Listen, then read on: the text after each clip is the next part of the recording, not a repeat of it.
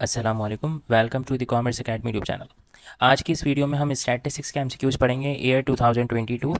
इस year 20 MCQs आए थे। हर एमसीक्यूज़ को पढ़ते हैं, समझते हैं इसके अंदर क्या बात कर रहे हैं।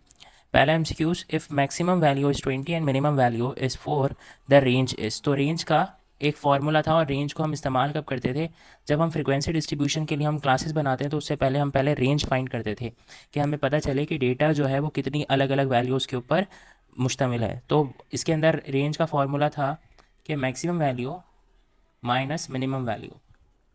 तो यहाँ पर इन्होंने मैक्सिमम वैल्यू हमें दी हुई है 20 और मिनिमम वैल्यू है 4। तो रेंज यहाँ पर आएगी 16 और 16 यहाँ पर राइट ऑप्शन है। ठीक, तो अब आगे देखें। Circular diagram of data is called. तो हमने डायग्राम का चैप्टर भी पढ़ा है जिसके अंदर हमने अलग अलग ग्राफ्स बनाए थे। ठीक, तो ग्राफिकल रिप्रेजेंटेशन के नेम से था। उसके अंदर जो सर्कुलर डायग्राम थी, ऐसे गोल से हम सर्कल बनाते थे, उसको क्या कहते हैं? उसको कहते हैं पाई डायग्राम। तो यहाँ पर पाई डायग्राम सही ऑप्शन है। दूसरी अगर और दूसरा ऑप्शन देखें तो मल्टीपल बार डायग्राम। तो मल्टीपल बार डायग्राम आपने देखी थी कि जो है वो किसी एक चीज़ के साथ हम जो है वो मल्टीपल, ऐसे आपके पास अलग अलग क्वेश्चंस आते हैं मेल फीमेल का, आपने डेटा देना है तो उसके अलग अलग कंट्रीज़ के अंदर हैं। ठीक, इसलिए इस और कोई कभी ग्रेड्स का आ जाता है, तो ऐसे करके ये मल्टीपल बार डायग्राम्स होती थी। और इसके अलावा जो है वो सिंपल बार डायग्राम, जिसके अंदर सिर्फ एक एक बार ही बनता था, और जो है वो ओजाइफ एक अलग डायग्राम है। तो खैर ये सारी अलग अलग जो है वो डायग्राम्स थी। आगे देखें तीसरा MCQs, data arrange in ascending और descending order of magnitude is called.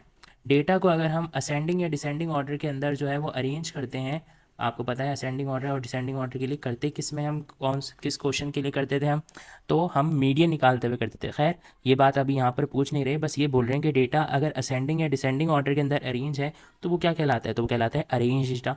तो यहाँ पर दूसरा ऑप्शन जो है वो ग्रुप डेटा, अनग्रुप डेटा या कंटिन्यूस डेटा। तो ये अलग चीज़ है। ग्रुप डेटा आपको पता है, जब डेटा को हम जो है वो क्लासेस बना देते हैं उसकी, तो वो फिर ग्रुप डेटा कहलाता है। और जब क्लासेस नहीं बनाते लेकिन फ्रिक्वेंसी उनकी होती है तो वो अनग्रुप डेटा कहलाता है।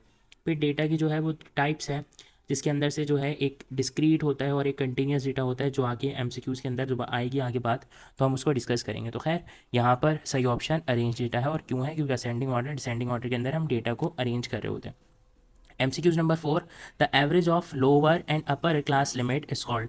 तो हमने एक लोअर क्लास लिमिट होती है और एक अपर क्लास लिमिट होती है। जैसे कि अगर हम ये सपोज करते हैं,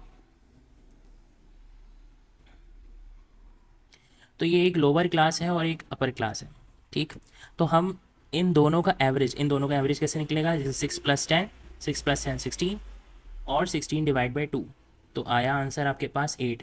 और इसी तरीके से 11 + 15 26, 26 डिवाइड बाई 2 13। तो ये जो हमने निकाला है अभी मैंने आपके सामने फाइंड करा, ये क्या है? ये हम मिड पॉइंट निकाल रहे हैं। तो लोअर क्लास का और अपर क्लास लिमिट का हम एवरेज जो निकालते हैं उसको कहते हैं मिड पॉइंट। तो यहाँ पर ऑप्शन है। यहाँ पर दूसरा ऑप्शन अगर देखें तो यहाँ पे लिखा हुआ है रेंज। नहीं, ऐसा रेंज नहीं कहते। रेंज तो मैक्सिमम और मिनिमम वैल्यू होती है, जो हमने एमसीक्यूज नंबर 1 में पढ़ा। क्लास विड्थ या क्लास साइज़ कहते हैं। तो क्लास साइज़ और क्लास विड्थ अलग है। यहाँ पर अगर हम क्लास विड्थ या क्लास साइज़ की बात करें तो ये जो मैंने आपको अभी एग्जाम्पल दी, 6 और 10 एक क्लास है, फिर 11 और 15 है, तो इसके अंदर क्लास विड्थ क्या है? तो क्लास विड्थ यहाँ से हम देखेंगे डिफरेंस। तो 11 - 6 करें तो यहाँ पर 5 आ रहा है आंसर।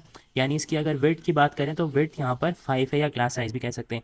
क्लास बाउंड्री कहलाती है? नहीं, क्लास बाउंड्री नहीं कहलाती। क्लास बाउंड्री तो वो होती है जो क्लास इंटरवल से बनती है। ये क्लास इंटरवल्स मैंने लिखी है, इससे जो बनेगी वो क्लास बाउंड्री होगी, जिसके अंदर फिर ये जो डिफरेंस होता है, यानी 10 और फिर 11, जब क्लास बाउंड्री बनती है तो ये सेम हो जाता है यहाँ पर, और यहाँ पर नंबर जो होता है वो सेम होता है। खैर, MCQ number 5, in a percentage frequency distribution the total of the percentage frequencies is always equals to. तो ये परसेंटेज फ्रीक्वेंसी डिस्ट्रीब्यूशन किसको कह रहे हैं और ये किसकी इक्वल होती है? तो मैं आपको ज़रा थोड़ा सा बताऊँ। परसेंटेज फ्रीक्वेंसी डिस्ट्रीब्यूशन हम कहते हैं रिलेटिव फ्रीक्वेंसी को ही। तो रिलेटिव फ्रीक्वेंसी हमने बनाना सीखी थी।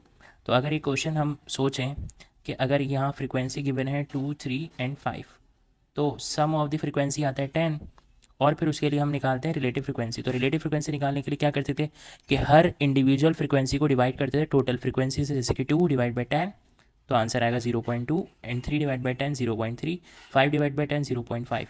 तो इन तमाम फ्रीक्वेंसीज़ का अगर हम सम देखें तो वो क्या आ रहा है? 1।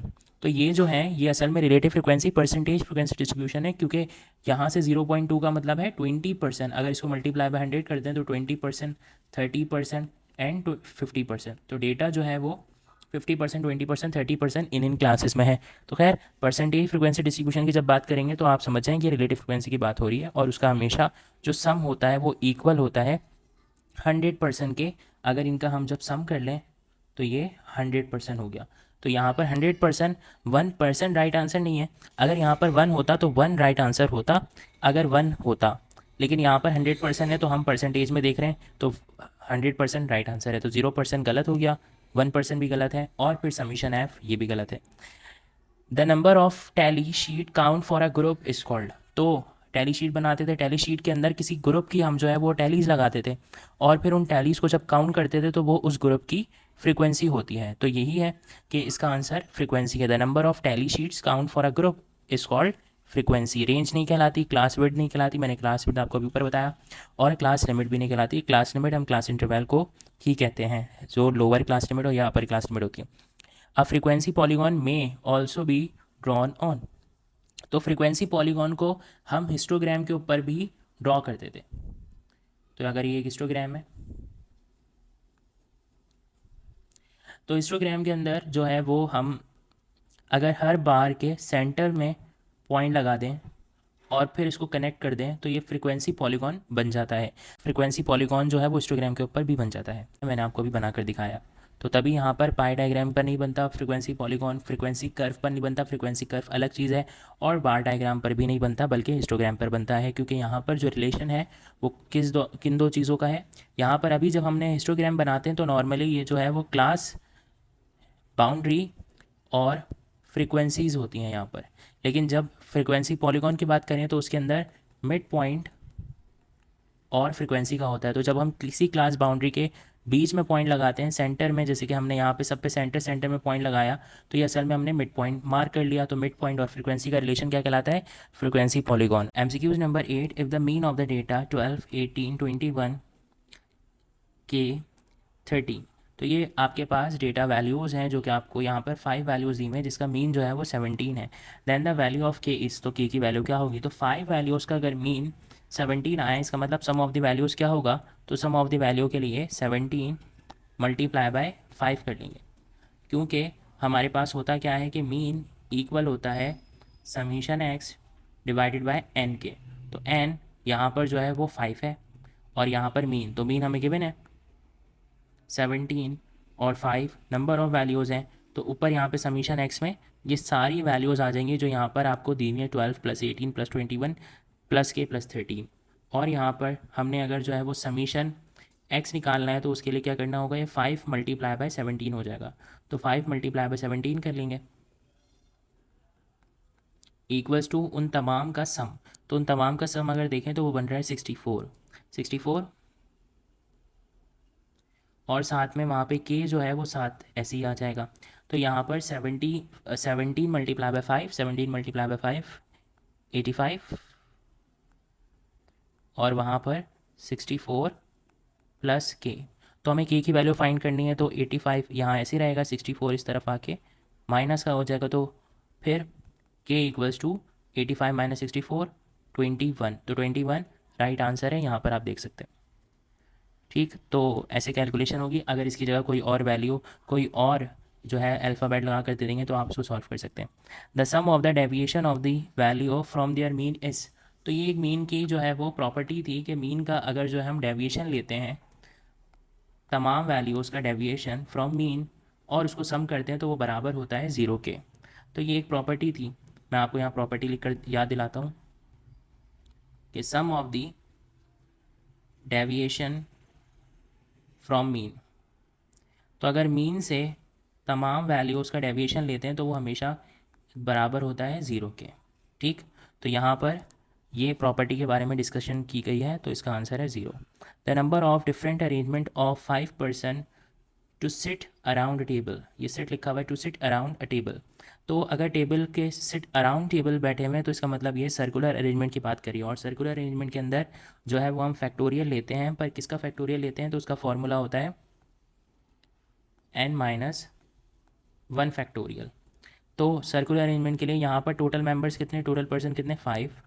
5 माइनस 1 फैक्टोरियल यानी कि 4 फैक्टोरियल। तो 4 फैक्टोरियल इक्वल्स टू 24, 4 3 ज़ा 12, 12 2 ज़ा 24।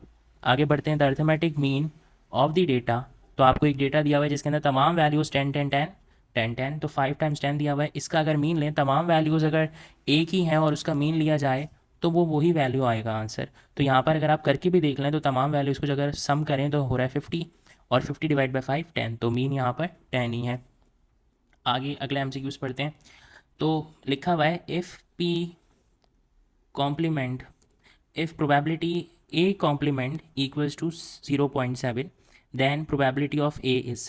तो यहाँ पर जो कॉम्प्लीमेंट का साइन ए के साथ है, तो अगर आपको याद हो हमने पढ़ा है कि जब हम किसी इवेंट के होने की बात करते हैं तो हम उसको बोलते हैं जैसे प्रोबेबिलिटी ऑफ ए। और अगर उस इवेंट के ना होने की बात करें कि अगर किसी चीज़ के होने के चांसेस 30% है, तो इसका मतलब ये है 70% चांस है उसके नहीं हो सकता वो। अगर किसी इवेंट के होने के चांस 40% है, तो इसका मतलब 60% चांस है कि वो नहीं हो रहा। तो इसी तरीके से जो ए कॉम्प्लीमेंट होता है वो बताता है किसी चीज़ के ना होने के चांसेस। तो फिर होने के चांसेस कितने होंगे वो हम पता लगा सकते हैं। तो टोटल किसी चीज़ के चांस होते हैं 100%, यानी कि 100% मतलब 1। तो अगर यहाँ पर लिखा हुआ है A complement, probability of A complement equals to 0.7, तो कोई इवेंट है जिसके ना होने के चांसेस 0.7 है, मतलब कि 70%। तो किसी चीज़ के फिर उसी चीज़ के होने के चांसेस कितने होंगे, यहाँ पर अगर देखें तो जो प्रोबेबिलिटी है वो सिर्फ सिंपल ए की पूछी गई, यानी कि होने के चांसेस। तो 1 minus probability of A complement equals to probability of A. यानी जब भी आपको मालूम करना हो, जब प्रोबेबिलिटी ऑफ ए गिवन हो आपको, और अगर कॉम्प्लीमेंट मालूम करनी है तब भी उसको 1 में से माइनस करवाना है, और अगर कॉम्प्लीमेंट गिवन है और आपने प्रोबेबिलिटी ऑफ ए मालूम करनी है तब भी उसको 1 में से माइनस करवाना है। तो 1 माइनस 0.7, तो 0.3 राइट आंसर। आगे बढ़ते हैं। A die is rolled once the probability of getting as even number is. तो डाई अगर एक रोल किया गया है, उसके प्रोबेबिलिटी क्या आएगी इवन नंबर्स की। तो डाई जब रोल करेंगे तो हमारे पास क्या क्या पॉसिबल आउटकम्स हैं, वो ये हैं 6 आउटकम्स। तो इवन नंबर्स इनमें से कौन से हैं, 2 4 6। तो 2 4 6 हमारा जो है वो सैम्पल स्पेस है।